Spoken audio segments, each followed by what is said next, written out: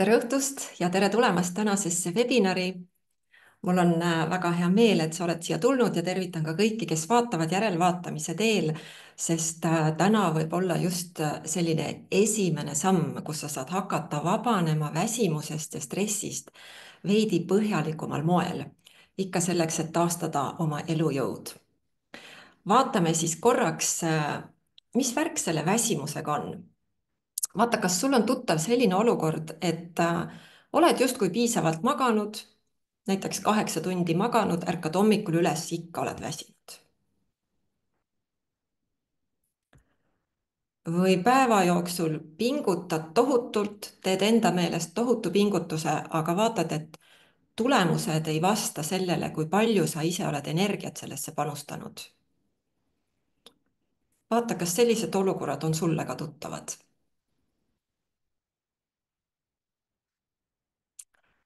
Ilmselt võib öelda, et sa pole selles üksi, seda kogevad paljud meie hulgast, mina niisamuti olen seda tundnud, see on ka üks põhjuseid, miks ma sel teemal webinari teen. Ja täna vaatame siis koos, miks see niimoodi on ja kuidas sellest saab hakata vabanema.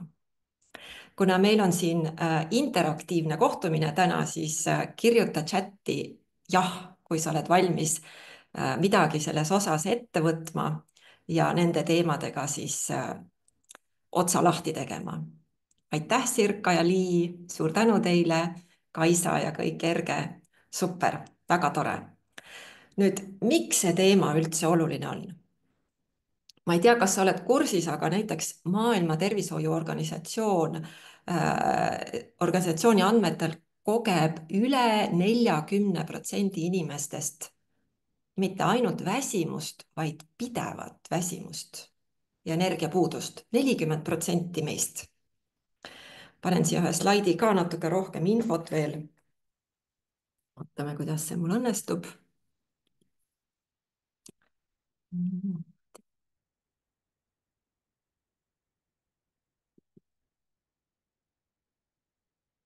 Ja võib-olla on see sulle ka uudiseks, et üks olulisemaid sellise pideva ehk kroonilise väsimuse põhjustajateks on krooniline stress, mis mõjutab meid igatepidi ka füsioloogiliselt. Ja mis see krooniline stress on? Stressi definitsioon, üks definitsioonidest on siis organismi pidev füsioloogiline ja psühholoogiline reaktsioon kas sisemistele või välimistele nõudmistele. No see kõlab tõenäoliselt nagu meie kõigi igapäevaelu, kas pole? Et selline krooniline stress võib olla meid saatmas igapäevaselt, sest sisemisi ja välimisi nõudmisi elul meile on mitmeid. Mitte ainult meie endi poolt, vaid ka teiste poolt, kohustused ja nii edasi. Ja kuna nüüd kroonilisel stressil on niivõrd suur roll väsimuse puhul, siis see on see põhjus, miks me seda teemat hakkame siin webinaris lahendama. Ja panen teise slaidi ka. Kui sa oled krooniliselt väsinud, siis kulutab su aju energiat 20% ebatõhusamalt kui muidu, mis tähendab seda, et isegi lihtsate tegevuste puhul me võime väsida kiiremini. Nii et selline on siis kroonilise väsimuse mõju. Ta teeb meid ebaefektiivsemaks. Ja nüüd täitsa kohe selline šokeeriv tõik. Väsimus võib mõjutada meid sama halvasti kui alkoholi tarbimine. Ehk meie reaktsioonikiirus langeb väsimuse korral võrreldavalt siis inimesega, kellel on alkoholijoove. Et see siin suisa siis viitab sellele, et kui me oleme niimoodi krooniliselt väsinud, võime me kurnatuse tõttu elada justkui pooljoobe seisundis. See nüüd on küll väga karmilt öeldud, aga vaata korraks, kas sul on ka niimoodi olnud, et sa oled väsinud, ärme siis isegi hakka praegu määratlema, mis sorti väsimus see on, aga vaata, kas sa tunned, et sa oled nagu pole päris kohal või pole päris terav või ei saa päris hästi aru või oled natuke siukses nagu viivises, ei saa nagu kiiresti pihta asjadele, et on küll natuke selline nagu teistmoodi seisund selle väsimuse mõju all. ja hea uudis on siis see, et muide ei väsimus ega stress ei ole paratamatused. Argielu põhjal võib jääda mulje, et need on paratamatused ja minul oli ka kindlasti selline arvamus, noh, ma isegi ei mõelnud selle peale, mulle tundus see lihtsalt niivõrd tavaline igapäeva osa, aga tegelikult nii väsimus kui stress on midagi, mida me saame ise muuta. Nii et mida sa tänasest webinarist enda jaoks kaasa saad, on põhiliselt siis 3 asja. Et kõigepealt võtame natuke detailsemalt lahti väsimuse liigid, avastame, et lisaks füüsilisele väsimusele on veel ka teisi väsimuse tüüpe, võib-olla isegi 4, mitte 3, märkame neid enda elus ja vaatame natuke lähemalt seda, et kui stressil on niivõrd suur roll kroonilise väsimuse tekkes, siis vaatame, kuidas see stress ehk emotsionaalsed pinged siis meid täpsemalt kurnavad ja kõige lõpus õpime ära siis praktilised võtted, mis aitavad sul väsimust vähendada ja taastada oma energiat, sa saad sellega juba kohe täna algust teha. Ja täitsa lõpus on mul sul ka üks kingitus, nii et jää kindlasti lõpuni, sest ma jagan sinuga sellist praktilist kasulikku võimalust, mis aitab sul täna õpitud võtteid veelgi paremini rakendada ja kiiremini tulemusi saavutada. Nii et jää kindlasti siis lõpuni. Kui see kõik kõlab sulle kasulikuna, siis kirjuta mulle chatti, et oled valmis jätkama. Väga tore, aitäh, Kaja ja Marika. Nüüd seni, kuni vastused ja kinnitused tulevad, aga tänulik selle eest. Vaatame korraks sinu enda näitel, et kuidas sinul isiklikult selle väsimusega on. Ja võid isegi endale üles märkida, ma küsin 4 küsimust, kirjeldan 4 olukorda sulle. Vaata, kas need on sulle ka tuttavad ja kui mitu neist. Esimene olukord on siis selline, et sellest oli juba natuke juttu ka, et ärkad hommikul üles, ütleme ausalt, raske on ärgata. Oled küll maganud 7, 8, 9 tundi, aga ikkagi ei taha voodist välja tulla. Vaata, kas see on sulle tuttav. Või siis päeva jooksul tekib sul selline seletamatu kurnatus, et nagu jaksu pole, aga midagi rasket nagu ka teinud ei ole.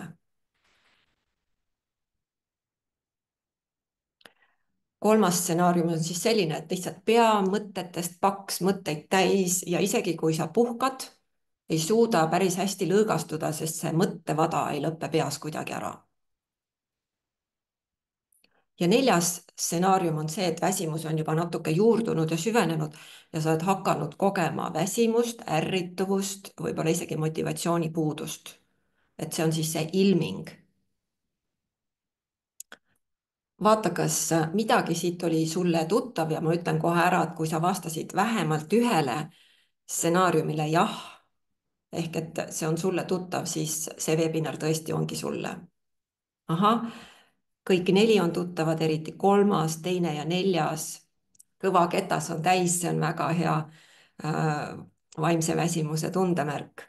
Kõike ja vaheldumisi just, et see on tuttav, see on see põhjus, miks me siin täna kõik koos kohtume. Nüüd, miks siis puhkus ja näiteks tervislik eluviis alati meid ei aita? Et miks see nagu ei võta väsimust ära, sest mina avastasin enda põhjal, et minu elus on siis laias laastus 2 faasi, üks oli selline, kus ma ei olnud üldse tervislik, mul olid igasugu halvad harjumused ja ma olin siis küll väga noor, nii et jõudu jagus, aga teine pool täiskasvanueast ma küll õppisin väga head harjumused ja tegelesin igasuguste kasulike asjadega, ikkagi oli mul stressi ja oli väsimust. Et miks selline puhkus ja tervislik eluviis alati väsimuse puhul ei aita, oli see küsimus, mis mind siis hakkas huvitama. Ja põhjuse ma avastasin lihtsa, väsimus ja stress ei olegi ainult füüsilised nähtused. Nad võivad olla ka emotsionaalsed ja vaimsed ehk seotud mõttetööga. Ja selle webinari raames ma aitan siis ka sul mõista, et kust need erinevad liiki väsimused tegelikult tulevad ja kuidas teadlikkuse ja siis spetsiaalsete tehnikate abil nii kehas kui meeles seda kergust ikkagi luua. Jällegi, kui oled valmis avastama, mis tegelikult väsimuse taga on, siis kirjuta mulle jälle siia jah. See kaasatöötamine aitab ka sellist õhtust väsimust eemal hoida, selline interaktsioon ja kuna me siin väsimusega rinda pistame, siis aeg-ajalt ma palun sul niimoodi kaasa töötada, olen väga tänulik selle energilise kaasatöötamise eest, sest natuke energiat on vaja, et hakata väsimusega tegelema. Nüüd räägin siis õige pisut detailsemalt, milline see minu kogemus väsimuse ja stressiga oli, sest nagu ma ütlesin, ma olin sellega niivõrd harjunud, et see tundus mulle täiesti tavaline täiskasvanud inimese elu ja ma hakkasin alles avastama seda siis, kui ma olin tükk aega vahetanud ebatervislikud harjumused tervislike vastu ja panin tähele, et ma olen ikkagi väsinud ja ma olen ikkagi pinges. Ja kerisin siis ajas tagasi ja avastasin, et esmakordselt ma tundsin oma elus sellist nagu väsimust ja pinget päris juba varakult, 9-aastaselt või 10-aastaselt. Ma olin selline laps, kes oli hästi,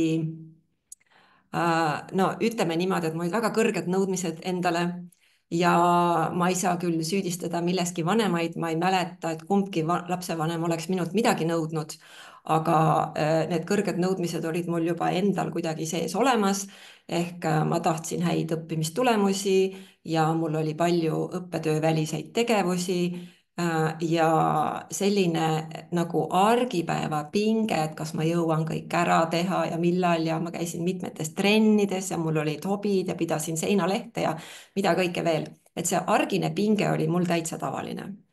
Nüüd 9-10-aastaselt siis juhtus midagi, mis selle pinge täitsa lakke lõi. Ma olin olnud paar aastat haige, haiglates, internaatkoolis isegi ja ei saanud päris nii sellisel tasemel õppida, nagu mulle meeldis. Siis koolis oli hakanud kujunema selline olukord, see ei olnud küll päris koolikiusamine, aga mul tekkis siis ühe õpingukaaslasega tekkis selline nagu kummaline konkurents või võimuvõitlus, et ma mäletan, et aeg-ajalt kõik meie ühised sõbrad olid kas tema poolt või minu poolt. Ja ma kunagi ei teadnud, millisesse olukorda ma kooli minnes lähen, et mis mind seal ees ootab. Ja ma mäletan, et see lõpuks kurnas mind ära selline kangutamine, et lihtsalt see võimuvõitlus ja konkurents lihtsalt kurnaski ära. Ja lisaks need kõrged nõudmised endale, pikad haigused selja taga. Ma mäletan nii hästi, et see oli selline talvine aeg, pime aeg. Ma hakkasin hommikul vara kooli minema, ma olin 90-aastane ja ma tundsin ennast 90-aastaselt. Tundsin ennast nii kohutavalt väsinuna ja selline internaatkoolis ka siis oli vaja õppida ennast kehtestama, sest nagu te teate, kui lapsed kuskil oma pead jäävad, siis nad üksteisest üle sõidavad, et see ka veel lisandus ja kõik see tekitas siis minus sellise nagu võitluspinge ehk niisuguse alateadliku nagu ellujäämisrežiimi ja see jäigi minuga terveks täiskasvanu eaks ka. Ja nagu ma ütlesin, ma ei saanud üldse aru, kui palju see mu energiat kulutas. Ja veel vähem sain ma siis aru, et see tegelikult on seotud ühe ja sama juurprobleemiga. Sest et sellest pingest põgeneda, sellest kuidagi puhkust saada, tavapuhkus ju ei aita, nagu osad meist teavad, siis ma pöördusin muidugi kehvade harjumuste poole, mis need meil siis on, stressi söömine, emotsionaalne söömine, igasugused muud kehvad harjumused, aga tegelikult juurprobleemiks oli siis selline emotsionaalne pinge, stress, millest ma püüdsin kuidagi siis aeg-ajalt välja saada.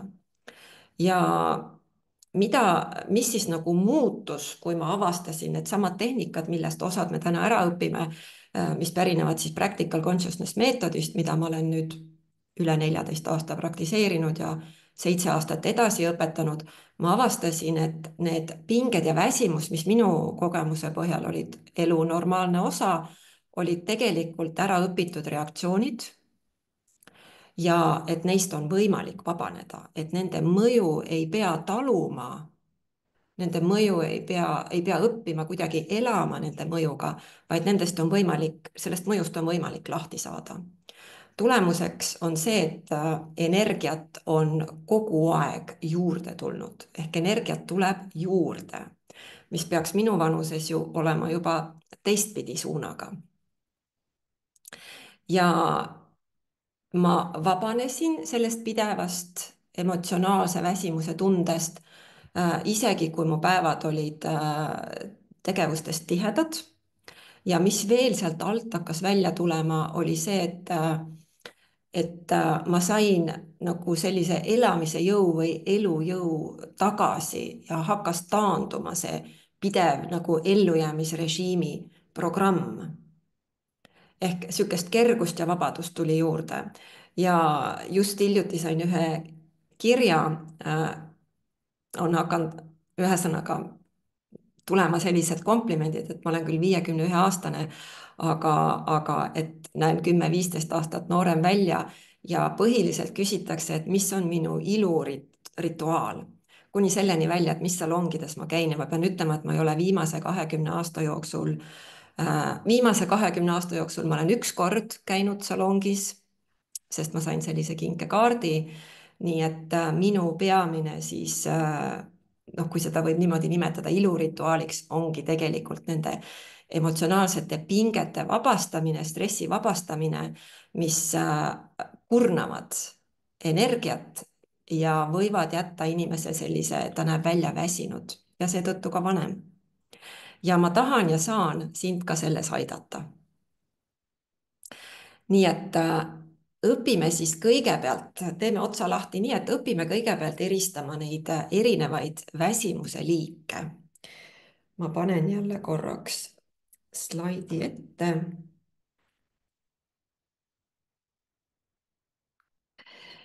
Ja vaatame korraks nendele liikidele otsa.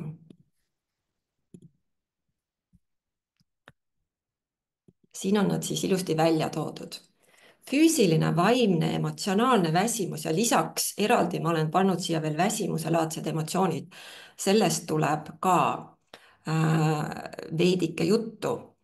Nüüd, füüsiline väsimus on võib-olla kõige arusaadavam, kõige lihtsam, kõige selgem. See on see olukord, kus sinu keha vajab puhkust ja taastumist, sest on toimunud teatud laadne pingutus. Natukese aja pärast ma räägin sellest lähemalt, aga laias laastus füüsiline väsimus on siis seotud kehaga. Nüüd vaimne väsimus on leidmas aset siis, kui sa oled pigem ülekoormatud oma mõtete poolt, võib-olla sul on vaja niisuguseid otsuseid teha, informatsiooni on palju, ehk selline nagu vaimse töö väsimus. Lisaks on meil siis emotsionaalne väsimus ja see on selline olukord, kus kõik kuhjunud pinged, negatiivsused, stress on salajasu energiat ära kulutanud. See emotsionaalne väsimus on selline salakaval. Ja lisaks siis ka väsimuselaadsed emotsioonid. Sellest tuleb natuke hiljem juttu ja vaatame, kuidas selline väsimus siis meie elusid mõjutab. Ja kõige sagedasem mõju ongi selline, et oled puhanud, aga ikka pole energiat, pingutad palju, oma arust paned tohutu pingutuse teed, tundub niisugune korralik energiainvesteering, aga tulemused pole vastavad. Ja tagatipuks me siis kipume ikkagi otsima leevendust. Nii toidust, kohvist, sotsiaalmeediast, igasugustest muudest kiiretest lahendustest, eks igalühel on oma lahendus selline täiskasvanu eaks juba välja kujunenud. Ja vaadates siis neid kolme väsimust, olgugi, et nende vahel on erinevusi, on selge, et nende vahel on ka kattuvusi ja need väsimuse tüübid võivad omavahel põimuda, üksteist mõjutada, aga iga tüüp neist on siis oma olemuselt ka natukene ainulaadne. Ja see ainulaadsust on oluline teada, et suuta ja osata nende vahel vahet teha, et valida õiged meetmed, millega neid sihtida. Ja vaatamegi siis nüüd igat tüüpi nagu natuke lähemalt. Füüsiline väsimus, nagu ma ütlesin, tuleb siis tavaliselt füüsilisest koormusest, näiteks intensiivne treening, pikk tööpäev, unepuudus, sport, keha on kulutanud rohkem ressurssi. võime tunda lihasnõrkust, valu, energia puudumist füüsilisteks tegevusteks, unevajadus võib kasvada ja kehaline kurnatus on siis nagu selline üleüldine. aga selge see, et füüsiline väsimus on mitmemõõtmeline nähtus. nii et seal on tegureid veelgi, aga see loetelu oli siis peamistest faktoritest, mis võivad sellist füüsilist väsimust põhjustada. Nüüd minu kogemuse põhjal füüsilise väsimuse osas, see, kuidas ma ise olen orienteerunud, et kas tegemist on hetkel füüsilise väsimusega või emotsionaalse väsimusega, on see, et ma kõigepealt vaatan ja teadvustan füüsilise väsimuse põhilised komponendid ära. ehk miks ma seda teen ja mida ma soovitan ka sulle, on sellepärast, et väga sageli me eriti ei suumi sisse sellesse väsimuse tundesse. näiteks pärastlõunal tunned väsimust, aga nõuad endalt samu tulemusi, sama efektiivsust kui tavaliselt pärastlõunal. aga kui sa vaatad, mille poolest tänane pärastlõuna on erinev, sa võid avastada näiteks, ja nüüd ma toon need füüsilise väsimuse liigid siis sisse, sa võid avastada, et näiteks möödunud öösel magasid vähem kui tavaliselt või kehvemini.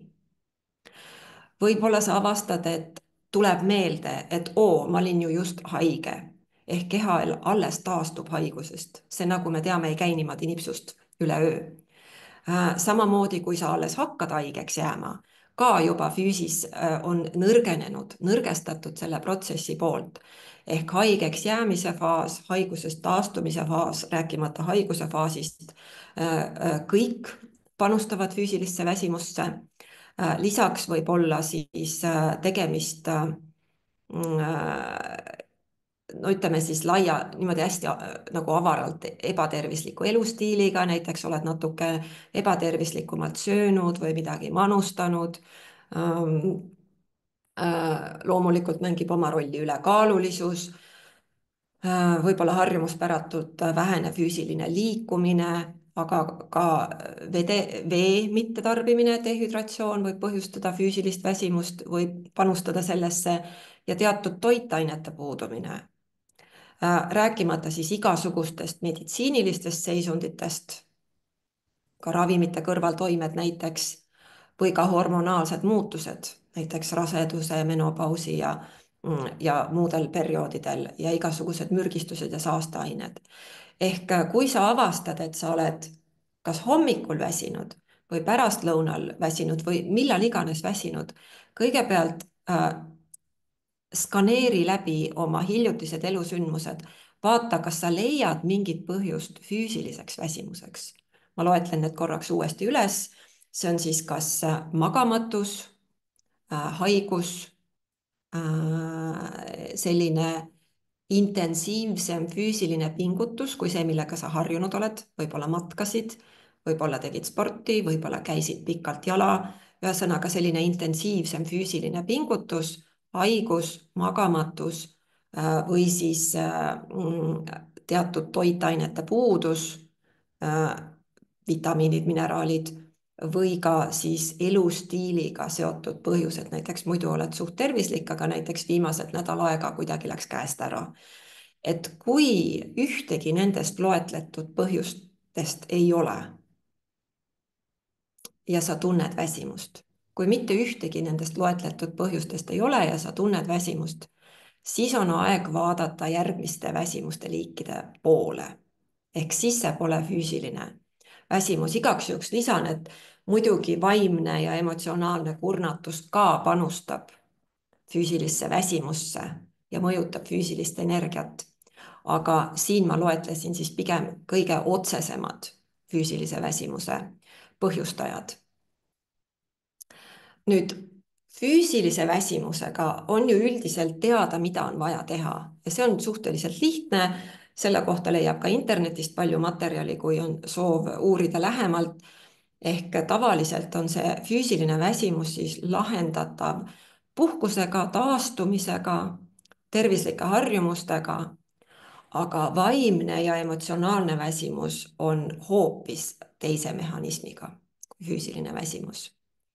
Ja need kaks viivad siis just sageli kroonilise väsimuse ja kurnatuseni just sel põhjusel, et vaimse ja eriti emotsionaalse väsimuse põhjuseid ei osata väga hästi märgata ja ei osata väga hästi lahendada. Mina mäletan enda kogemuse põhjal küll, et mis iganes väsimust ma tundsin, alati oli kohe selline automaatne eeldus, et see keha on väsinud. Tegelikult võis aga olukord olla selles, et mingi muu väsimus mõjutab keha selliselt, et ma tunnen seda ka juba kehaliselt. Nüüd täna siis peatumegi just pigem nendel vähem tuntud väsimuse liikidel ja õpime neid ka märkama, leevendama ja isegi vähendama. Korraks üks niisugune lugu, mulle meeldib aeg-ajalt seda rääkida, keha eest hoolitsemisega on see lugu seotud. Käisin siis ühe kiropraktiku juures, kes on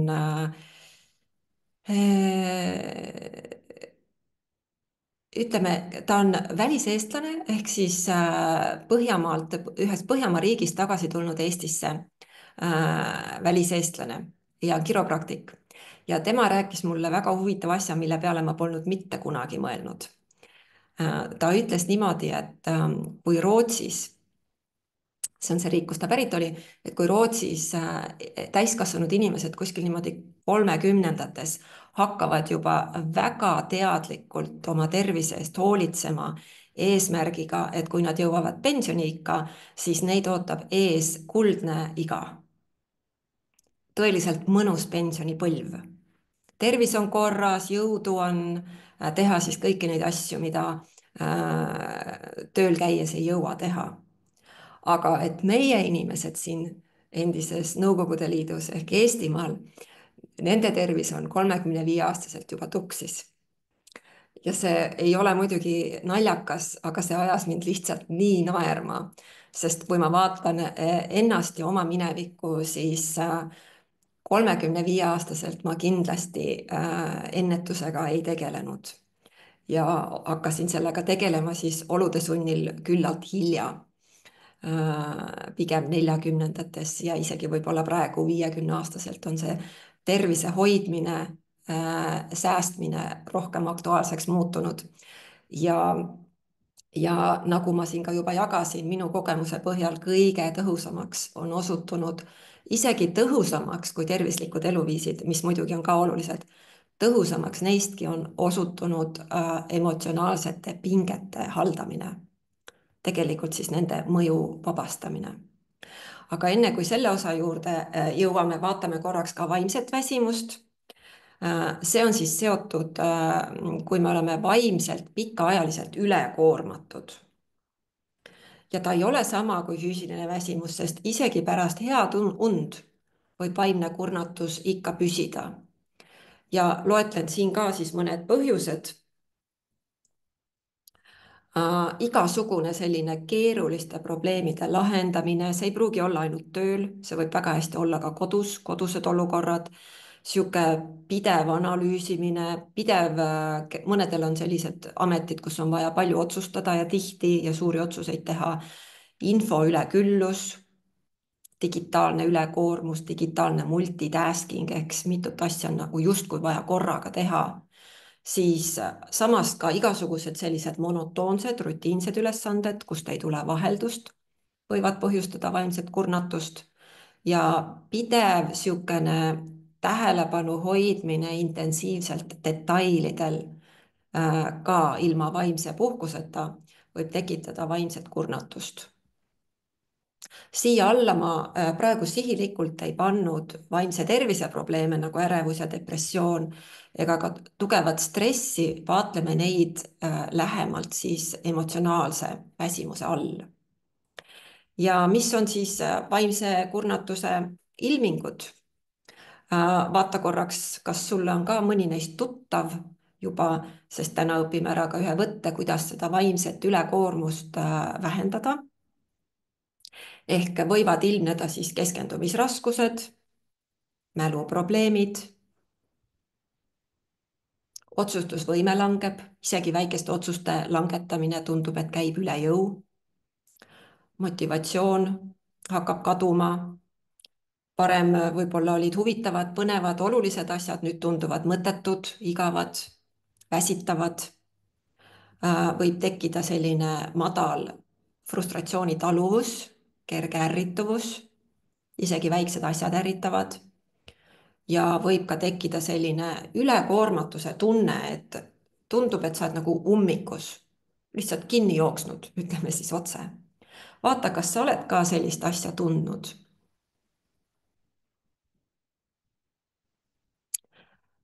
kas sa oled sellist asja tundnud, on see sulle ka tuttav, mõni siit, mis ma loetlesin? ja aitäh, Urmas, Liis, et vaimse väsimuse leevendamine nõuabki rohkem kui lihtsalt puhkust. ja kohe vaatame siis, mida sellega teha.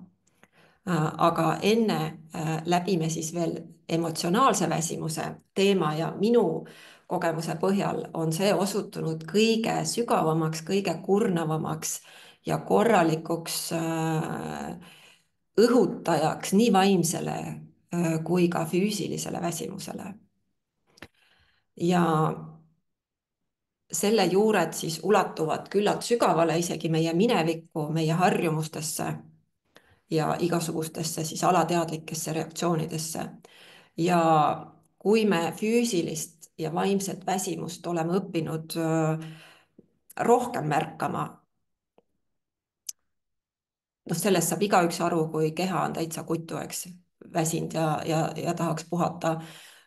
vaimse väsimuse orientatsioon ju ka leiab aset, kui sa ikkagi kasutad pead pikalt erinevate asjade lahendamiseks, kas tööl või kodus, siis igaüks saab aru, et pea on paks, eks, on niisugune nagu vaimne kurnatus, aga emotsionaalset väsimust seevastu peetakse sageli üleüldsegi iseloomuomaduseks, isiksuse omaduseks või siis lihtsalt elu paratamatuseks. ja tegelikult see päris nii ei ole, nii et see on selline seisund, millest saab ka õppida vabanema. ma loetlen siis siin ära ka mõningad emotsionaalse väsimuse põhjused. üks, millest juba alguses pikemaltki juttu oli, on krooniline stress ehk selline pidev pingeseisund. Need inimesed, kes on harjunud pideva pingeseisundiga, ei saagi aru, et nad on pinges. minule ka keegi ütles, viitas sellele ja see tuli mulle üllatusena, sest ma ei olnud ise märganud, et mul on pidev pingeseisund. siis igasugused sellised lahendamata teemad, lahendamata emotsioonid, no leinast rääkimata, aga viha, kurbus, solvumine, kahetsus, pettumus, kõik sellised lahenduseta emotsionaalsed teemad. loomulikult kõik suured elumuutused ja konfliktid, pole üldse vahet, kas nad toimuvad sul tööl, kodus. vahel tundub, et me oleme need selja taha jätnud, aga tegelikult kanname kaasas endaga paras ports, millest emotsionaalne pinge säilub. lisaks siis igasugune selline vastutuskoorem, mida sa tunned, võib-olla vahel tunned, et kannad üksi seda, pead seda vedama. aga ka sellised asjad nagu toe puudus ja tunnustuse puudus. kui sa tunned, et su pingutusi ei hinnata või sa jääd üksinda oma tegevustes, see tekitab ka emotsionaalset väsimust. igasugune just reet, süütunne, igal juhul süütunne. lisaks, kui sul on ebamäärasust elus, näiteks su tööülesanded või rollid pole selged või on ebamäärasust lähedussuhetes, sa ei tea täpselt, kus me liigume, eks, et see ka on kurnav emotsionaalselt. perfektsionism, liigne enesekriitika, sellest juba oli juttu, suured nõudmised endale on korralik emotsionaalse väsimuse allikas, et pole piisav, pidev tunne, et pole piisav, no ikka kurnab ära küll. siis rääkimata niisugused emotsionaalselt nõudlikud ametid, näiteks tervishoid, õpetamine, klienditeenindus. Sealt võib tulla siis ka empaatiaväsimus, kus sa võtad nagu teiste muresid enda kanda. Loomulikult sotsiaalne isolatsioon, kui sa tunned, et sa oled üksinda, on väsitav. Võib-olla mitte kohe, aga mõne aja pärast. Ja vähene toetus näiteks sõpradelt, perelt, kolleegidelt ja ka igasugused vaimse tervise probleemid, depressioon, ärevus, muud vaimse tervise häired kurnavad emotsionaalselt meie süsteemi ja mõjutavad loomulikult ka vaimselt ja füsioloogiliselt. Lisaks finantsstress ehk või selline ebakindlus tuleviku osas, seda loetelu võib tegelikult jätkata lõpmatuseni. Ja panen siis siia korraks veel ette ka ühe slaidi, mis on küllalt silmi avav minu meelest.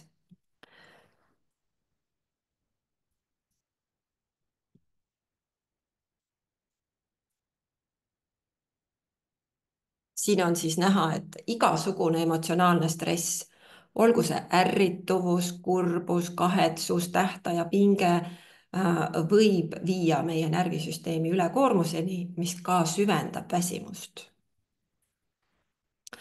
Ja vaata nüüd jällegi väike loetelu sulle, vaata, kas sa oled siit midagi tundnud, kas midagi on sulle siit tuttav. Ärrituvus ja lühike närv, näiteks pisiasjad viivad endast välja või selline koormatuse tunne, et isegi väiksed ülesanded tunduvad tohutud. Või ka lootusetuse tunne, et kas see ongi kõik, ongi kogu elu, selline ongi. Tuimus, asjad pakkusid varem rõõmu, enam ei tekita midagi. Siis ka võimetus lõõgastuda, puhkada, aga ei suuda rahuneda. Madal stressi taluvus. Iga kohustus on nagu viimane piisk karikas, isegi kui see on pisikene uus kohustus. Ja loomulikult siis selline pessimism, tulevik tundub tume. Vaata, kas oled neid tundnud, kui oled kirjutanud chati, jah. Just, Milli kirjutab, et kõik on tuttavad ja enamgi kahetsus vale valiku suhtes, just. Ja see kahetsus ju saadab. See saadab ja püsib sinuga ja tegelikult saab selle kahetsuse mõju alt siis vabaks saada. Nüüd, kui selline emotsionaalsest pingest tulenev väsimus jääb lahendamata, võib ta muutuda krooniliseks ja see võib siis juba viia ka läbipõlemiseni välja. Ja hea uudis on siis see, et emotsionaalne väsimus on tegelikult lahendatav, kuigi ta tundub paratamatusena. Ja siin tulebki siis mängu teadlikkuse kasvutus ja spetsiifilised tehnikad, mida me täna koos ära õpime. Järgmistes osades vaatamegi, kuidas neid erinevaid väsimusi siis lahendada. Keskendume ennekõike vaimsele ja emotsionaalsele väsimusele ja neid meetodeid saad siis kohe kasutama hakata, et oma energiataset taastada ja sellist emotsionaalset väsimust vähendama hakata. Nüüd vaatame korraks, enne kui me lähme edasi, ka erinevuste kokkuvõtet. Ehk füüsiline väsimus on seotud siis keha energiavarude ammendumisega. Vaimne väsimus keskendub rohkem kognitiivsele, mõttetööga seotud psühholoogilisele kurnatusele. Ja emotsionaalne väsimus väljendub sügavas emotsionaalses kurnatuses, mis mõjutab meie võimet tunda ka rõõmu või olla üleüldse vastupidav stressile. Ja ka säilitada sellist positiivset hoiakut, kui ma mäletan ennast 90-aastaselt, kui ma esimest korda sellist väsimust kogesin, no mis rõõmsast või positiivsest hoiakust siin üldse rääkida saab. Ma mäletan, et ma läksin kooli nagu vana väsinud inimene. Ja viimase väsimuse liigina tahaks korraks siis puudutada ka väsimuse laadseid emotsioone. Need on nüüd sellised rasked emotsionaalsed seisundid, kus me kogeme täielikku energiapuudust, üleüldist motiivitust, raskust alustada tegevusi ja nende allikas ei pruugi siis kaugeltki olla füüsiline ega vaimne kurnatus. Need tulevad siis pigem emotsionaalsetest seisunditest ja on hästi palju seotud ka sellega, kuidas me väsimusse suhtume. Ehk meil on siin tegemist siis kahte liiki emotsioonidega.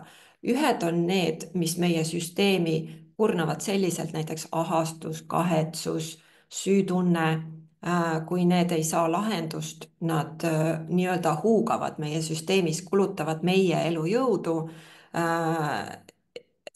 Noh, ütleme siis röövivad jõudu. Ja teine liik emotsioone on sellised, mis tekivad väsimuse tunde peale. Näiteks kui sa avastad, et sul pole täna jõudu, näiteks oled plaaninud omale tänase päeva peale hästi palju tegevusi ja noh, sama palju tegevusi, kui palju sa iga päev hakkama suudad saada, et meil kõigil on mingisugune oma sisseõppinud standard ja tuleb siis see järgmine päev kätte, võtad selle to-do listi ette ja avastad, et jõudu pole. Ja kui sa oled harjunud teatud energiatasemega, kuidas sa ennast tunned, kui sa avastad, et jõudu pole? Ma võin enda kogemuse põhjal öelda, et kui ma hakkasin selle väsimuse teemaga detailsemalt tegelema, siis ma avastasin, et kui ma avastan, et mul täna pole nii palju jõudu kui see, millega ma igapäevaselt harjunud olen, siis mul tekib täielik mõttetuse tunne, täielik lootusetuse tunne, masendus sõna otseses mõttes. Ja see tundub nii lõplik, aga tegelikult ju kehtib vanasõna, et päevad pole vennadeks. Nii et väsimusse on meil igalühel ka mingi oma selline eriline suhtumine. Vot siin ongi ilusti chatis ka jagatud täpselt läbikukkununa, hirm, jõuetu, lootusetu, väga head näited. Täpselt nii tundsin mina ka ennast, kui ma avastasin, et ma olen täna näiteks natuke rohkem väsinud kui muidu. Ja siin on siis sellised sagedasemad väsimuselaadsed emotsionaalsed seisundid. No kõige hullem on apaatia, siis kui on üldse täielik huvipuudus, aga osad siin on chatis juba ka mainitud. Mida ma võiksin lisaks öelda, on jõuetuse tunne, tühjuse tunne, pessimism, rahutus. Võib-olla oled muutunud ülitundlikuks ja süütunnet ka juba mainiti. Et siin vist pole enam vaja küsida, kas siin on midagi tuttavat sinu jaoks. Pigem läheme nüüd siis nende sammude juurde, et kuidas hakata erinevatest väsimustest vabanema. Kõigepealt, ma vaatan korraks niimoodi. Kõigepealt on meil siis, läbime sellised nagu 3 eelsammu. Need on 3 faktorit, millega on hea arvestada, enne kui me nende põhitehnikate, põhiliste sisemiste võtete juurde asume. Esimene, millest ei saa üle ega ümber, on tegelikult teadvustamine ehk märkamine.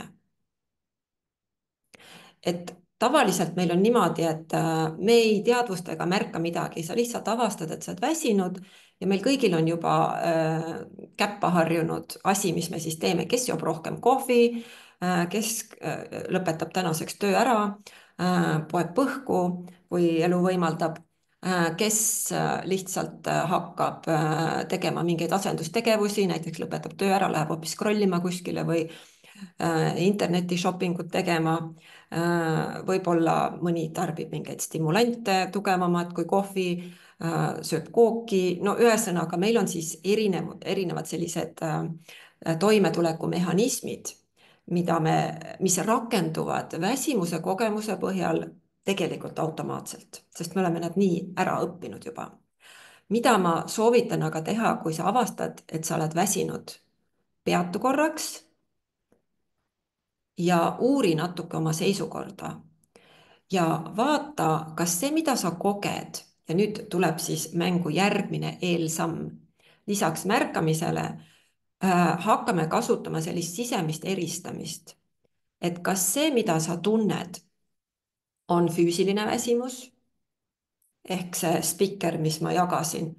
Kas sa oled ennast füüsiliselt palju liigutanud, tavapäratult palju, kas sa oled kuidagi olnud haige, kas sa oled vähe maganud, võib-olla sa oled ebatervislikult söönud, keha ei ole saanud vajalikke toitaineid, vitamiine, mineraale. Et kui asi ei ole nendes 4 faktoris, siis võib julgelt vaadata järgmisi väsimuse liike.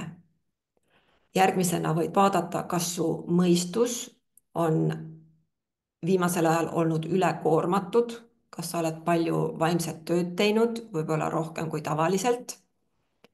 Ja kui seal ka ei ole midagi tavapäratut, siis järgmiseks ongi õige hetk pöörata pilk emotsioonide poole, mis kurnavad meid siis küllalt salaja. Ja lahenduseks ehk siis kolmandaks sammuks oleks selle emotsionaalse mõju vabastamine.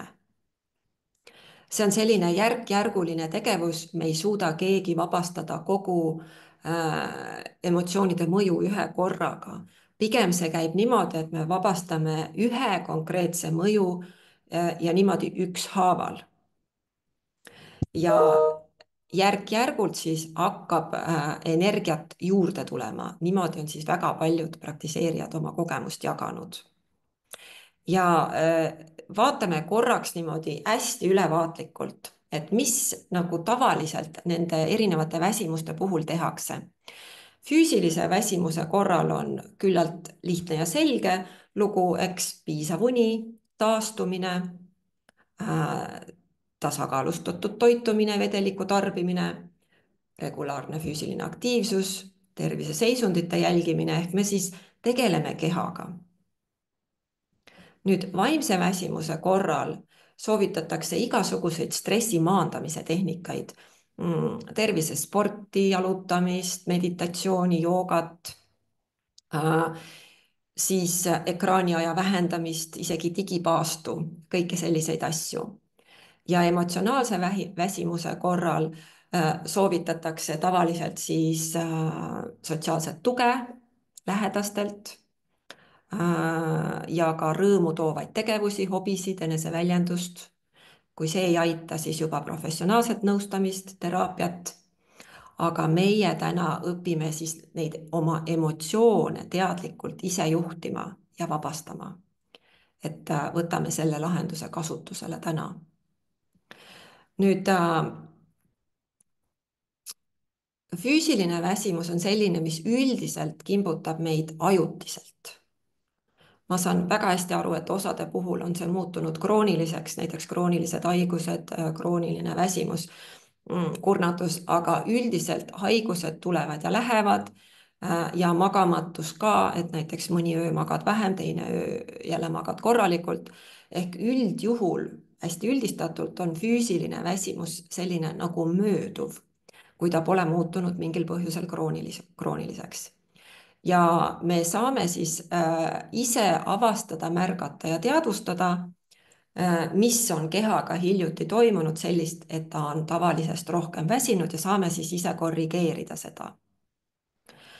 Nüüd vaimne väsimus mõjutab meie kognitiivset võimet ja seda me kasutame mitte ainult tööl, vaid kodus ja siin on ka olemas tehnika, kuidas seda kognitiivset koormust vähendada. Sel ajal, kui me ei vaja, kui me ei pea tegema, sest me ei pea tegema mõttetööd kogu aeg. Näiteks kui sa teed peaga tööd, ükskõik kas kodus või tööl ja siis lähed puhkama, siis tegelikult ideaal oleks see, et sa saad välja lülitada sellest mõttetööst ja saadki puhata. Et kuidas seda väljalülitamist teha, seda me õpime. Ja mida siis teha emotsionaalse väsimusega? Siin ka siis see on selline salakaval väsimus, sest me üldiselt ei märka, kuidas see ligi hiilib ja millest see tekib. Et siin õpime ka ära ühe tehnika practical consciousness'ist, kuidas sellest ise lahti saada. Ehk see kõik on siis võimalik. Nüüd teeme siin siis läbi sellise harjutuste seeria, mis aitab 3 asjaga kaasa. Kõigepealt kirjuta, et kas sa oled valmis. selle harjutuste seeriaga kaasa tulema. me teeme 3 harjutust. oh, väga tore, ma näen, et ei ole veel ära väsinud. Igaks juhuks ütlen, see kõik on järelvaadatav ka ja saab uuesti läbida, pausile panna, kui mõni tehnika, näiteks fookus või keskendumine kaob ära, siis saab uuesti läbida seda kõike. Nüüd need harjutuste seeria ajal me siis teeme selgeks 3 asja. Kõigepealt õpime tuvastama sellist sisemist pinget, mis ei ole alati üldse väga tugev. Ehk mõttetöö pinksus ja emotsionaalne pinksus sees ei pruugi üldse olla tugev. Vahel me hakkame otsima niisugust hästi tugevat pinget, aga see pinge võib olla vaevu märgatav. nii et teeme kõigepealt läbi ühe harjutuse, mis aitab seda vaevu märgatavat pinget leida. sellest on sul palju kasu, kui sa hakkad pärast iseseisvalt praktiseerima. lisaks õpime vaigistama mõttevoo, ehk kui sul pole parasjagu vaja intensiivselt mõelda, sa võid selle mõttevoo ise vaigistada, kui see on muutunud koormavaks või takistab keskendumist, ja lisaks siis õpime vabastama sellise kurnava emotsionaalse pinge, mis võtab su energiast salaja osa. ja teeme selle kõik siis kohe läbi. Tee korraks selline väike restart, tõuse tooli pealt püsti, ringuta, liiguta ennast, tee käteringe, kui on vaja. et oleks lihtsam keskenduda, löö kaardipakk nii-öelda segamini. võid isegi koha peal kõndida natuke või paar kükki teha või siis äärmisel juhul lihtsalt ringuta. tee ennast natuke energilisemaks. annan sulle paar hetke aega, et saaksid maha istuda uuesti ja uuesti siis see tööasend sisse võtta. nüüd selleks, et neid 2 põhitehnikat, mõttevoo vaigistamist, emotsiooni vabastamist oleks lihtsam rakendada, teeme läbi esimese harjutuse, mis aitab sul sisemisi pingeid märgata paremini, sest need on ju tõesti skaalal suurest väiksemani, suurest vähimani. ehk see seest leitav pinge võib olla ka väga õrn, väga nõrk. jagan jälle slaide. paneme need tehnikad siia ette. niimoodi. kõigepealt õpime siis avastama sisemise pinge skaala. paneme tähele selle harjutuse ajal, et see skaala võib olla tõesti suuremast kuni täiesti vähima pingeni. ja selleks, et seda harjutust teha, istu mugavas asendis, pane silmad kinni, lõdvestu. kui sa praegu keskenduda ei saa, siis saad seda järelvaatamise teel järgi teha. pane silmad kinni, lõdvestu, lase ka hingamisel rahuneda.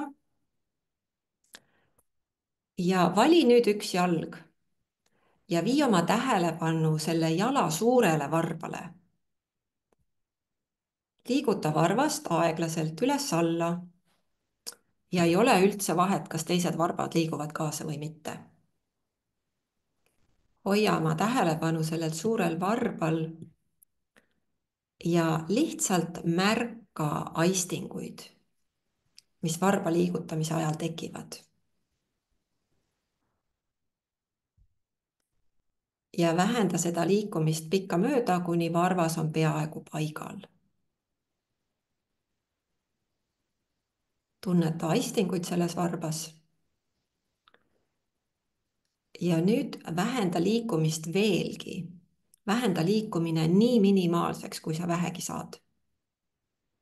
suisa selleni välja, et sa enam varba liikumist palja silmaga ei näeks, see on vaevu aimatav. imeõrn aisting. et varvas justkui liigub, aga tegelikult ei liigu. ja jää selle õrna aistingu jälgimise juurde minutiks. jälgi seda õrna aistingut minuti jagu.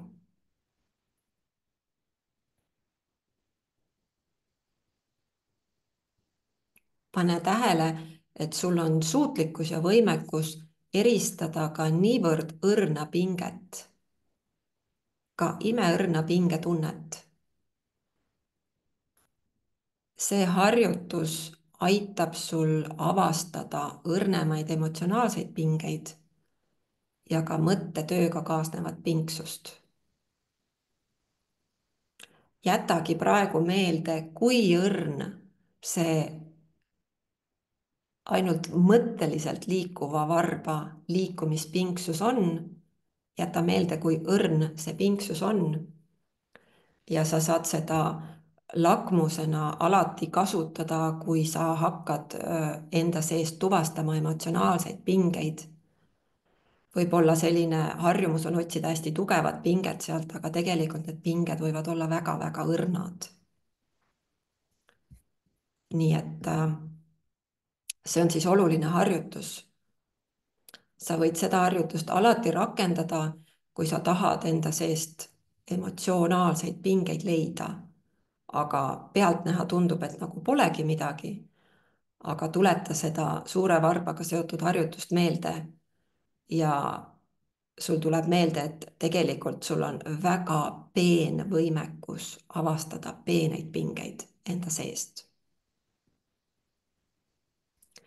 kuidas läks selle harjutusega, kas oli võimalik olla teadlik ka hästi õrnast pingsusest enda kehas? Väga hea. see oli siis selline hästi õrn varba liikumine. see on, ütleme, kui me võtame selle pingsuse skaala, sisemise pinge skaala, siis kui sa näiteks lööd varba valusalt ära vasta tooli või uksepiita, siis see on skaala ühes otsas ja sama skaala teises otsas on see imeõrn varba liikumise tunne, mida oli ka võimalik tuvastada. nii et vaata, kui universaalne sinu teadvustamisvõime on, sa võid tuvastada väga tugevat, isegi valu või väga õrna sisemist pingsust. nii, selle pinnalt läheme siis edasi järgmise harjutuse juurde ja vaatame, kuidas on mõtlemisega ja emotsioonidega seotud väsimust võimalik leevendada ja vähendada. kõigepealt siis mõtted. kuidas siis meie mõtted ehk see sisemine dialoog, mis meie peas kogu aeg aset leiab, kuidas see väsimust süvendab? ehk me mõtleme tegelikult suht pidevalt. see on selline sisekõne, mis peas aset leiab. sageli see on asjatu ehk seal ei ole asjalikke teemasid, aga halvimal juhul võivad need mõtted olla ka kurnavad ja isegi saboteerivad, näiteks kahjulikud. näiteks ma ei saa hakkama, mul ei tule välja, see pole minu jaoks, ma ei julge, ma ei taha, ma olen mõttetu ja nii edasi. ehk seal on ka siis sellist täiesti mitteasjalikke mõtteid liigub meie peas. ja vaatame siin siis järgmist harjutust või tehnikat, kus me lõppresultaadina vaigistame mõtlemise ja see on seotud siis huvitaval kombel häälepaeltega. kui me räägime häälega, siis me kasutame, noh, mitte meie, aga ütleme, keha kasutab selleks häälepaelu ehk häälepaeltega seotud lihaseid. Neid on rääkimiseks vaja, et need võnguksid ja et nende pingestatus ka varieeruks. see annab erinevad tonaalsused ja toonid. me võime teha tugevamat häält, nõrgemat häält, sosistada, süüa sõnalõppusid ära või need välja hääldada. ehk häälepaelad on siin mängus. ja nüüd huvitav on see, et needsamad häälepaelad aktiveeruvad ja käivituvad ka siis, kui me räägime mõttes oma peas, ehk me tegelikult häält ei kasuta heliliselt. olgugi, et häälepaelad on siis väiksema intensiivsusega töös, nad on ikkagi töös. ja kogu trikk seisneb nende häälepaelte lõdvestamises. me teeme selle kohe üheskoos läbi. aga enne natuke paari sõnaga lõdvestamisest. nüüd erinevate kehaosade lõdvestamine ei ole mitte midagi uut. Kui keegi on käinud peotantsus, mina kunagi käisin võistlustantsus, siis mul oli kalduvus tantsida niimoodi, õlad olid üleval ja õpetaja pidevalt treenis, et lõdvesta õlad, lase õlad alla, lõdvesta õlad. Ehk ma õppisin ära õlgade lõdvestamise. Nüüd surume kõik korraks käe rusikasse. Hoia paar sekundit kätt rusikas ja siis lõdvesta see. Pane tähele, et sa suudad pinge lõdvestada. Ja igaks juhuks pinguta ka otsaesist, näiteks aja oma kulmud kipra ja hoia seda pinget paar sekundit ja siis lase see kulmude pinge ka lõdvaks. Kas oli võimalik lõdvestada rusikat? Kas oli võimalik lõdvestada otsaesist? Kes on käinud joogatunnis, siis seal on niisugune pikali asend, öeldakse, et lõdvesta kogu keha. Ilmselt ka erinevates treeningutes. Treenerid soovitavad siis erinevaid kehaosasid lõdvestada.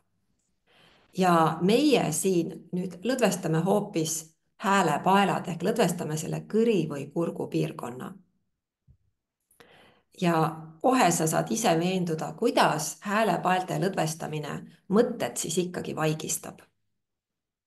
Teeme selle tehnikaga koos läbi. Siin ei ole vaja silmi kinni panna, aga kui niimoodi on mugavam keskenduda, siis võid seda teha. Ja vali nüüd lihtsalt üks selline fraas või lause või mõte. Võib-olla midagi elu kohta, su enda kohta, mis sul sageli peast läbi käib ja ütle seda mõtet, korda seda nagu oma mõttes. Ja ütle seda mõtet mõttes suisa kõvemini.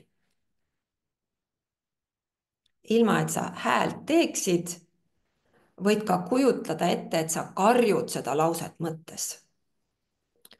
Ja karjudes seda lauset mõttes või hästi valjult sosistades, pane tähele, kas sa tunned kurgus niisugust pingestumist. Olgugi, et sa kõva häälega ei räägi. Kui sa karjud, vabandust, kui sa karjud mõttes või sosistad hästi kõvasti mõttes, vaata, kas tekib selline kerge pingestumine siin kõripiirkonnas, just. Ja see pingestumine ei ole väga tugev, ta võib olla sama õrn, nagu see suure varba pinksus oli. Aga pane tähele, et siin kurgukõri piirkonnas miski pingestub kaasa. Nüüd, kuna sisekõne on siis ka seotud häälepaelte aktiivsusega, lõdvesta need häälepaelad, lõdvesta kogu see kurgupiirkond.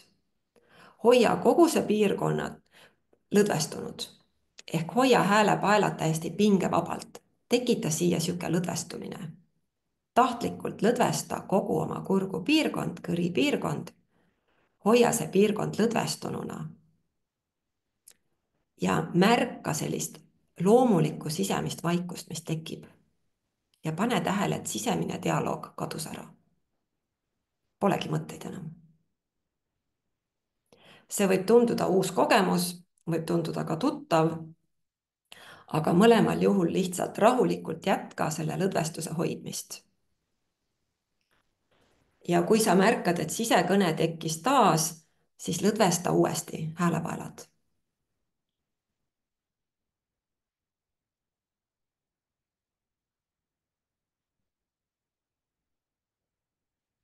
Anna mulle teada, kas vaikus tekkis, kas mõtted kadusid.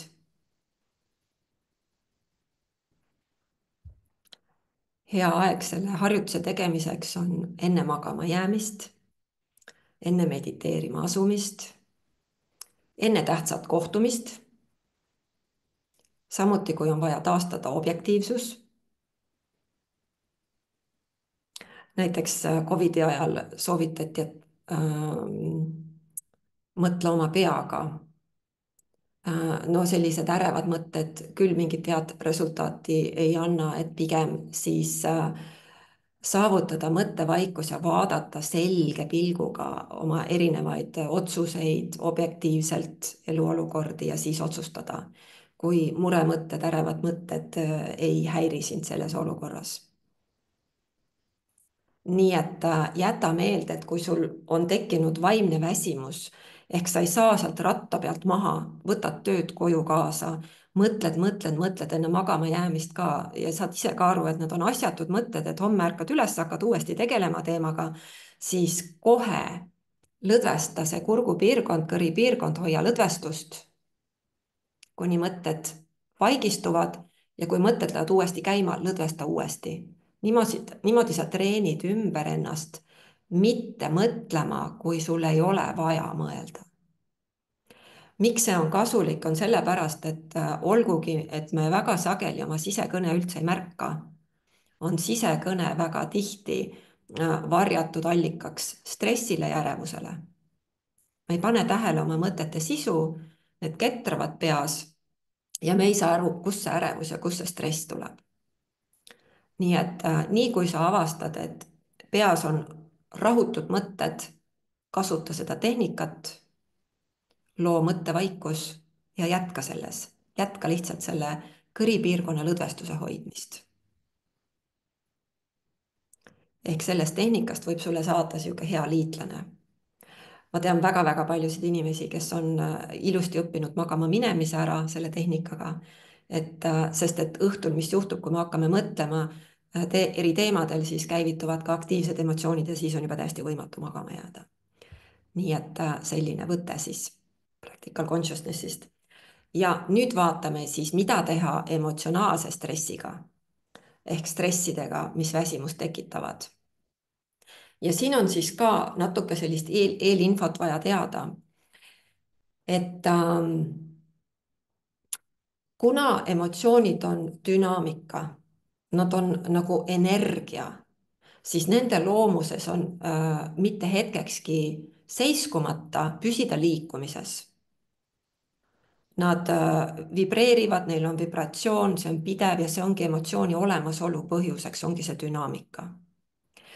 Me tavaliselt tunneme emotsioone oma kehas, kuigi nende mõju võib tunda ka mujal. Ja emotsioonide sellist vaevu märgatavat dünaamikat või võnkumissagedust me sageli ei pane tähele, aga see on olemas.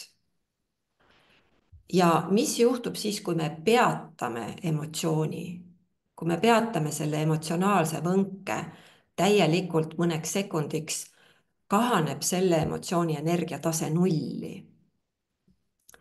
Ehk emotsiooni mõju ei ole enam olemas, sa oled selle mõju alt välja tulnud, sa oled selle mõju tegelikult likvideerinud. Ja kolmas harjutus siis täna on selline, kus me kasutame sellist sisemist võtet, veel ühte sisemist võtet, kus me peatame ise tahtlikult emotsiooni mõju, mille tulemusena see mõju haihtub. Tegelikult kaob ära ja selle ühe reaktsiooni mõju enam kunagi tagasi ei tule. Samalaadseid emotsioone võib olla teisigi, aga see üks mõju haihtub ja niimoodi ükshaaval me saame ennast emotsionaalsete pingete alt nii-öelda nagu välja lõigata ja mille võrra hakkab siis rohkem energiat tulema. See on olnud siis väga paljude praktikute kogemus. Ja nagu öeldud, me tunneme emotsioone enda sees. Siin on üks väike joonis ka raamatust Teadvuse praktiline kasutamine, kus on emotsioonide teema siis ka ilusti välja toodud. Me tunneme emotsioonide mõju enda sees täpsemalt. Meil on sellised nagu keskmed, kui me võtame siit selle ala, ehk jalad jäävad välja, käed jäävad välja, pea ja kael jäävad välja sellest alast, kus me täna emotsionaalsete pingetega tegeleme, siis need keskused, kus me emotsiooni mõju kõige tugevamalt ja selgemalt kogeme, on tavaliselt kas rinnakus, kõhus, alakõhus või kehapõhjas. See on täitsa eraldi piirkond. Need pinged, mida me tunneme kaelapiirkonnas, see on seotud sellise emotsiooniliigiga nagu allasurutud emotsioonid, selle jaoks on olemas oma tehnika, aga täna keskendume siis sellele alale siin praeguse webinari raames. Ehk me otsime neid emotsioone siis, emotsionaalseid pingeid enda seest ja oluline on veel teada, et et kuigi me oleme nii harjunud otsima vastuseid ja referentsi kõigele oma peast, siis antud tehnika tegemiseks on oluline viia fookus peast hoopis keha sisse, eesmärgiga leida siis pingeid siin keha sees. Ehk me ei vii oma fookust ega tähelepanu mõtetele, vaid toome fookuse enda torso sisse, keha sisse. See on hästi oluline, vastasel juhul, kui me hakkame otsima emotsioone oma peast, siis sealt me neid ei leia. Me saame need leida ainult siit keha seest, sest me kogeme emotsioone emotsionaalsete tunnetena enda sees. Teeme selle tehnika siis ka koos läbi. Nüüd on küll hea, kui sa saad silmad kinni panna, siis on palju lihtsam keskenduda. Istu jälle sirge seljaga, sulge silmad ja suuna tähelepanu sissepoole. Ehk vii oma fookus, vii oma tähelepanu oma keha sisse. Ja samal ajal meenuta mõnda sellist olukorda, kus sa mäletad, et sa tundsid ennast emotsionaalselt. Ära võta mingit sellist väga traumaatilist sündmust, pigem mingi selline viimase aja intsident, kus sa mäletad, et emotsioonid tekkisid ja sul oli seal mingi läbielamine. Meenuta natuke detailsemalt, mida keegi ütles, mida keegi tegi või ei öelnud või ei teinud, kuidas sa ennast tundsid. Võib-olla see oli mingi konflikt, arusaamatus kodus või tööl. Ja kui on raskusi emotsiooni aktiveerimisega, siis mõtle mingile eriti ärritavale või solvavale kogemusele. See võib olla pettumus mõnes suhtes, tervisemure, mingi sündmus kooliajast või mingi muu mälestus. Meenuta nii detailselt, kuni sa hakkad kogema enesetunde muutust. Meenuta nii detailselt, kuni hakkad kogema enesetunde muutust. Nüüd keskendu sellele enesetunde muutusele. Tunne seda emotsiooni. Aga ära hakka toimunut peas läbi ketrama. Lihtsalt tunne seda emotsiooni ja tuvasta selle emotsionaalse tunde või pinge või surve asukoht. Ja selle emotsionaalse pinge vabastamiseks me kasutame siin seiskamise tehnika samme. Ehk registreeri ära selle pinge või surve asukoht keha sees. Kui tunned mitut pinget, siis vali tugevam. Kui oled pinge asukoha tuvastanud, hoia kogu oma tähelepanu sellel pingel. Ja nüüd ilma, et sul kaoks kontakt pingelt, hoia tähelepanu pingel, suuna sellele pingele sõna stopp, otse sellele pingele. Tee seda otsusekindlalt, mitte agressiivselt, aga otsusekindlalt. Ja stopp sõnaga hoia seda pinget paigal, ilma et seal mitte midagi liikuks. Täielik seiskumine. Hoia pinget peatatuna 4 sekundit, liikumatult. Kogu pinge on peatanud, täiesti liikumatu, ükski juuksekarv ei liigu seal. 4 sekundit.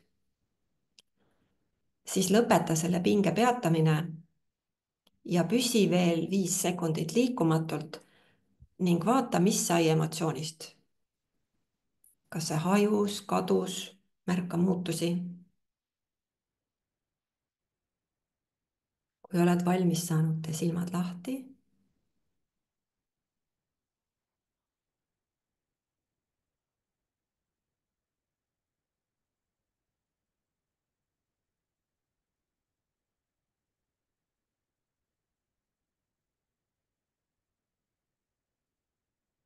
Kui emotsioon ei saa 4 sekundi jooksul liikuda, siis ta kaob justkui, haihtub justkui õhku ära, ehk see mõju lakkab olemast. Jaga mulle siia, mis emotsiooniga juhtus, kui sa selle pinge peatasid.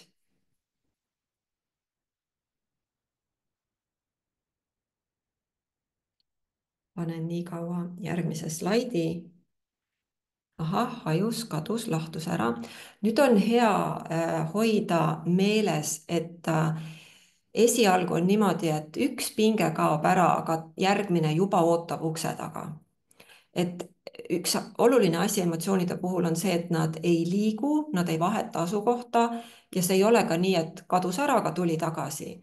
ehk ma panen korraks selle joonise, et kui sa toome siit välja selle, kui sa selle pinge vabastad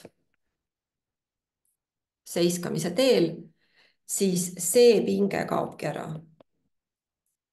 Ja see ei tähenda seda, et mingi muu pinge mingis muus kehaosas ei või käivituda ja võib käivituda ka sealsamas kohas, kust sa juba selle vabastasid. Ja see on lihtsalt siis järgmine. Ta ei tulnud tagasi, vaid see on juba järgmine. Ja siin slaidil on siis need sammud hästi lihtsustatult ja lühidalt ka kirjas. Nüüd, kui sa ahah, kui on raske fokusseerida tunnet, siis ahah, väga tore, aitäh kõigile, kes on siin jaganud, et hajus, kadus, tekkis kergus, kadus, lahtus, hajus, lahkus. Fookuse juhtimine on küll täitsa omaette teema, see keskendumise hoidmine, aga õnneks see oskus on ka treenitav. ma kohe jagan infot, kuidas seda saab teha, aga siit edasi nüüd iga kord, kui sa tunned igapäevaelus sellist negatiivset emotsionaalset pinget, mis on väga salalik ja suur energiaröövija ja väsimuse tekitaja, väsimusele kaasa panustaja, siis sa võid otsekohe kasutada seda seiskamise tehnikat. Kui sa näiteks oled kodus, kui sa oled tööl, võib-olla sul ei ole see tehnika veel nii käpas, et saad lahtiste silmadega teiste nähes teha, siis mina alguses tegin nii, et ma läksin teise tuppa, eraldusin teise tuppa korraks ja vabastasin seal selle pinge ära, aga lõppkasutuses on see tehnika sul nii selge, et sa saad seda teha nii, et teised ei märka. Ja tulemuseks on siis suurem selgus, suurem rahu. Vahel ongi ainult üks emotsioon ja kohe läheb rahulikuks, vahel on seal mitu tükki. Siis sa võid panna ennast valmis selliseks minisessiooniks, näiteks 5 minutit, 10 minutit vabastamist. Ja kui sa tunned, et jälle tekib mõni emotsioon, millest sa soovid vabaneda, sest see mõju on negatiivne, siis võid kohe teha need tehnikasammud läbi. Nüüd mõningad küsimused on tulnud siia. Ahah. Käsklus, Marika, tõhus käsklus ongi stopp, sest stopp sisaldab sinu kavatsust, sinu taotlust, et emotsioon peatuks. Ja kui mõtted ketravad ja segavad, siis tasub teha sellises järjekorras, et kõigepealt lõdvestada häälepaelad, vaigistada mõtlemine ja siis asuda emotsiooniga tegelema. Ja istudes on parem, võib ka selili me lihtsalt kipume magama jääma, et üldiselt on istudes parem neid tehnikaid teha. Nüüd, mis siis juhtub, kui niimoodi ükshaaval hakata vabastama emotsionaalseid pingeid, sest esialgu neid on ju päris mitu tükki. Minu kogemus oli selline, et ma üllatusin, ma avastasin, et välimises elus midagi ei muutunud. Ma hakkasin avastama niisuguseid olukordi, et tegevusi oli endiselt palju, tähtaegu oli endiselt palju, aga ei tekkinud enam seda pingetunnet. Ehk minu sees oli asi muutunud. Ja vaatasin, vahel isegi oli olukord, kus töökoormus suurenes, aga seda stressi, mis varem oli, enam ei olnud. Ja vastupidi, hakkas tekkima hoopis nagu rõõm, töörõõm ja isegi rahulolu oma töödest ja tegemistest ja sooritusvõime tõusis. Ehk see sisemine pingestumine, need erinevad emotsionaalsed pinged on väga suured stressi tekitajad ja summa summarumina ka väsimuse loojad. Nüüd mõned siis kogemused siin veel, et Laura näiteks jagas, et tema ei uskunud, et väsimuse taga on tegelikult emotsionaalne stress. Loomulikult tundub, et seal taga on ju lihtsalt väsimus, aga kui ta hakkas neid tehnikaid kasutama, siis hakkas kohe kehal kergem ja nüüd ta juba oskab ise oma energiataset hoida. ja Markus jagas, et tema arvas, et ta lihtsalt polegi hommikuinimene, et ta ongi alati hommikuti väsinud, aga sedasama tehnikat kasutama hakates ta avastas, et ta suudab tegelikult hommikul värskemana ärgata kui isegi aastaid varem. Ja Katrin jagab, et tema jaoks oli see suur avastus, selle tehnika rakendamine. Ta oli kogu aeg keskendunud hoopis unerežiimi parandamisele.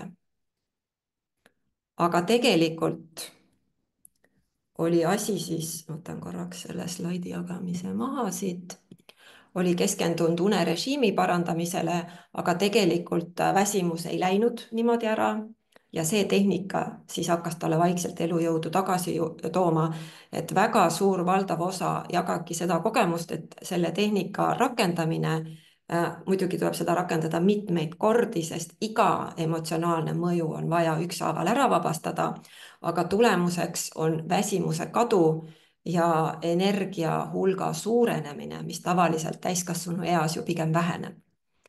ja Marek siis ka on jaganud, et ta hakkas alles märkama nagu minagi, et see sisemine pingeseisund pidev tegelikult kurnas teda. Ja praktika oli lihtne, aga efekt oli väga suur ja soovitab seda kõigile. Vaatame nüüd korraks sellist stsenaariumi, vaatame korraks su päeva läbi, et kui sul pole enam sellist väsimust ja pinget, millega sa võib-olla täna harjunud oled, pane selleks jälle silmad kinni ja kujuta korraks uuesti ette, milline võiks olla siis su päev. Võtame kõigepealt hommiku, kui sa ärkad ja tunned end värskena, keha tundub kerge, pea on selge, pole väsimust, mis surub voodisse. Nüüd alustad oma päeva, teed oma hommikusi tegevusi, rahulikult, tähelepanu on terav, mõtted ei hüppa ringi. Päeva keskel liigud sujuvalt läbi päeva, sisemine kergus, rahu, suudad tegevusi teha produktiivselt, pingevabalt, pole kurnatust kehas ja meeles. Ja õhtuks tunned ennast rahulolevana, mitte läbipõlenuna. Ja õhtul on veel täiendavat energiat, millega nautida lähedaste seltskonda või lemmiktegevusi või hetke iseendaga. Et kujutle, kui see oleks sinu uus reaalsus, igapäevane reaalsus. Kuidas see sinu elu ja otsuseid muudaks? Nii et tagasi siis alguse juurde tulles, see väsimus, loidus, see oli mul igapäevane ja isegi siis tervislikud eluviisid tegelikult ei viinud seda väsimuse ja pingetunnet ära. Ja alles siis, kui ma hakkasin sedasama tehnikat rakendama, hakkas väsimus tükk tüki haaval järgi andma ja sellega koos ka stress. Nii et mina küll ei soovi, et sina aastaid kannataksid ja katsetaksid, et selle asemel mul on selline pakkumine, et täna tegid esimesed praktilised harjutused ära, mis näitasid sulle, et tegelikult on võimalik mõttekoorma alt vabaneda ja on võimalik ka emotsioonide koorma alt vabaneda, aga paraku on see alles algus, sest lisaks nendele emotsioonidele, millega me täna tegelesime, on meil veel ka teist liiki emotsioone. Näiteks üks liik on taustaemotsioonid, need on sellised üleüldised emotsionaalsed seisundid, millega me oleme hästi ära harjunud ja me ei panegi tähele, et meil on sellised kroonilisi tuimuse või väsimuse või pessimismi või pettumuse tundeid peal ja kuna need on sellised üleüldised tunded, mitte mingis konkreetses kehaosas, siis nende jaoks on täitsa oma tehnika. Lisaks on meil siis ka erinevad hirmud, mis kurnavad ja ka allasurutuid emotsioone kamaluga. Et nende kõige jaoks on olemas veel täitsa omaette tehnikad. Et see põhjus, miks paljud meie hulgast väsimusse tavaliselt kinni jäävad, on see, et me ei tea, et puhkusest ei piisa, et igasugune väsimus kaoks. Me ei oska ka eristada alati väsimuse tegelikke põhjuseid.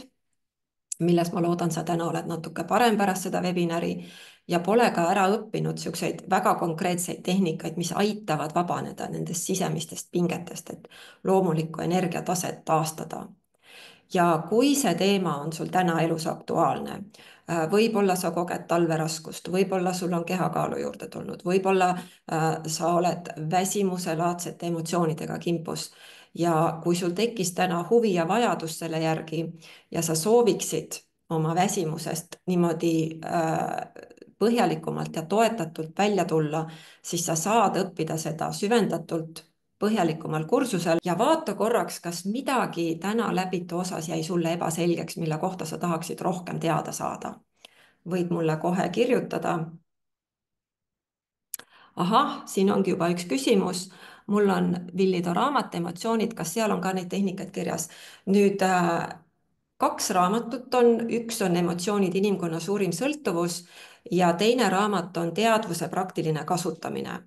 Et need tehnikad on selles teises raamatus kõige lihtsamal kujul olemas. Seal ei ole hirmudega tegelemist, küll on aga emotsioonide vabastamise tehnikad kõik olemas ja sealt on siis puudu ka selline fookuse treenimine, keskendumise treenimine, mida me teeme siis ka koolituse esimesel päeval, terve päev, et sa saaksid suuremat selgust iseendas. Nüüd, kui sul on veel küsimusi, kindlasti pane mulle siia. Muidu aga jaga, mis tänasest oli sinu jaoks kõige suurem taipamine tänase webinari jooksul või mis see üks asi oli, mis sind kõige rohkem kõnetas ja mida sa plaanid edaspidi ka rakendada. Siis tekib selline omaosalus ka, et mida sa siit kaasa võtad ja kasutusse võtad. Ahah, häälepaalte tehnika, aitäh. Igaks juhuks panen siia veel sellise slaidi ka, et kui sul nüüd siin praktika ajal tänaseid tehnikaid kasutades tekib lisaküsimusi, siis ära ole pelglik, kindlasti kirjuta mulle. Ma vastan hea meelega, kui sa hakkad neid tehnikaid rakendama ja sul tekib küsimusi, võid emaili teel mulle kirjutada või siis ka erinevates messengerides kirjutada ja ma vaatan, siin on veel jagatud, et mis need asjad on, mis sa siit kaasa võtsid. Häälepaalte tehnika, sisemise kõne peatamine, stopp kasutamine, väsimuste eristamine, seiskamise tehnika, stopp emotsionaalse väsimuse määratlus, tehnikad, ma tegelikult taipan aina enam, et mul on hästi palju alla surutud emotsioone. Häälepaelu on võimalik lõdvestada, kasutan kõike täna õpitud. Meeldis, et konkreetselt välja toodud, mis tehnikat millal kasutada. Nii, ja Kristi küsib, kui tekib tunne, et ma ei usu seda, sest olen proovinud, kas see on vaja vabastada nagu mõte ehk häälepaalte tehnika.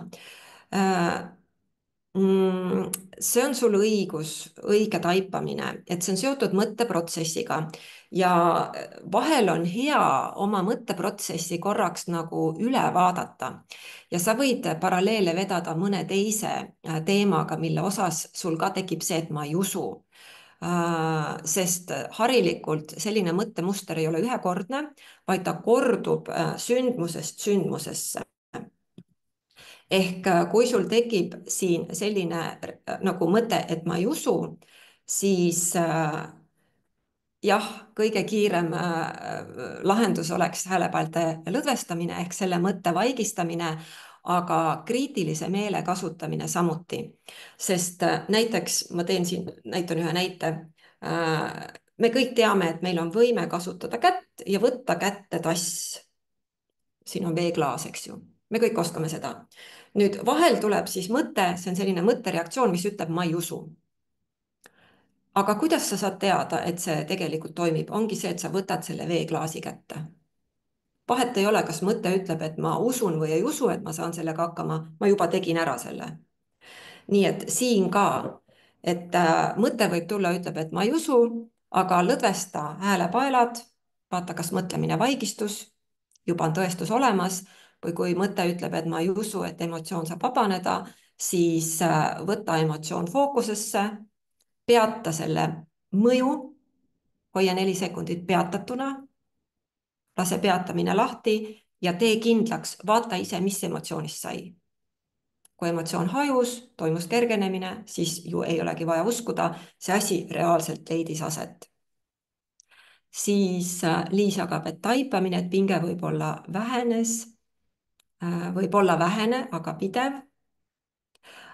Koolitusele võib kohale tulla, aga võib ka veebis osaleda. Üldiselt osalejad on olnud rahul mõlema versiooniga.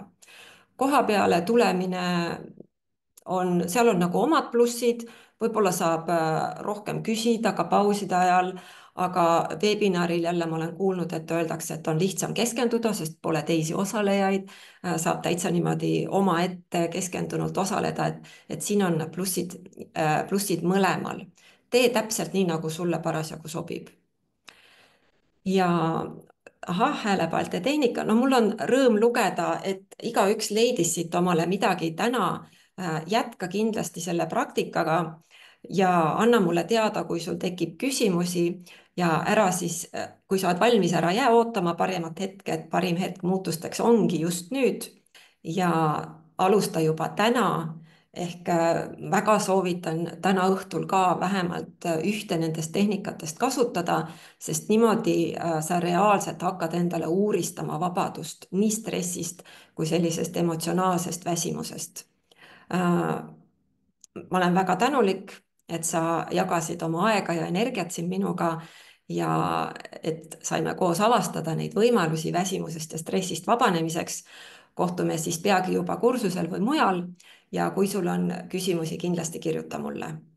Suur tänu kõigile ja ilusat õhtut. Aitäh!